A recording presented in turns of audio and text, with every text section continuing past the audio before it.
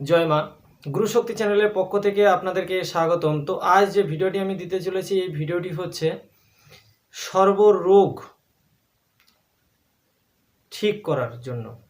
ধরে নিন কারোর হাতে ব্যথা হচ্ছে, কারোর গা হাত পা জ্বালা করছে, হাঁটুতে ব্যথা হচ্ছে, কারোর জ্বর, মাথা যন্ত্রণা করছে। তো সেই ক্ষেত্রে আপনারা আমি যে আজকে মন্ত্রটি দেব, এই মন্ত্রটি আপনারা ব্যবহার করবেন। ব্যবহার করলেই বুঝতে পারবেন। তো ফার্স্ট আপনারা কি করবেন, একটি তামার ঘটি নেবেন বা পিতলের ঘটি নেবেন।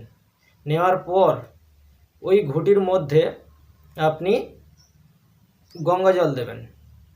গঙ্গা জল দিয়ে আমি যে আজকে মন্ত্রটি বলবো, এই মন্ত্রটি 11 বার ওই জলের উপরে মানে একবার মন্ত্র বলবেন আর একটি ফু দেবেন। এরকমভাবে 11 বার মন্ত্র বলবেন, 11টি ফু দেবেন।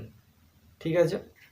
আর এই মন্ত্রপুত করার আগে আপনি 108 বার এই মন্ত্রটি জপ করে নেবেন। তো 108 বার জপ করে নেওয়ার পর আপনি 11 বার মন্ত্রপুত করলেন। করার পর ওই রুগীকে আপনি রুগী যখন জল খাবে, তো জলের সঙ্গে ওই জল মিশিয়ে আপনি খেতে দেবেন। দেখবেন ধীরে ধীরে ওনার মধ্যে যে শরীর অসুস্থতা, সেটা ধীরে ধীরে কেটে যাবে এবং ঠিক হয়ে যাবে।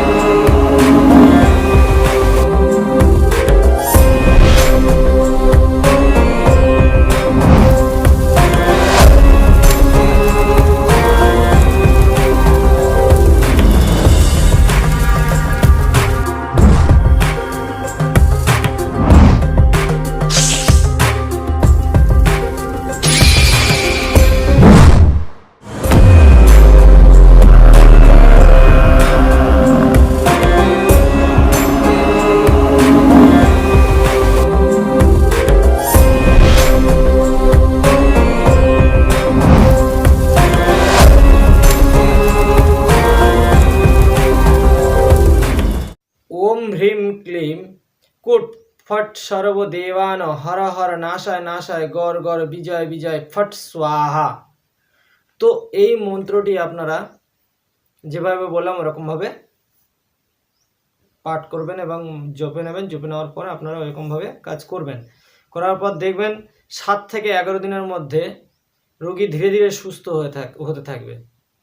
আর এই জলটি মাটিতে, যে ঘটির মধ্যে জলটি পড়বেন, মাটিতে রাখবেন না বা নিচে রাখবেন না, সেটা টেবিলের উপরে রাখবেন বা উঁচুতে রাখবেন।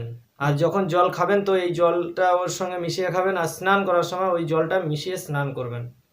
দেখবেন ধীরে ধীরে শরীর সুস্থ হয়ে যাবে। তো ভিডিওটি যদি আপনাদের ভালো লেগে থাকে তাহলে লাইক করবেন, শেয়ার করবেন এবং সাবস্ক্রাইব করবেন। তো ভালো থাকবেন, সুস্থ থাকবেন। জয় মা।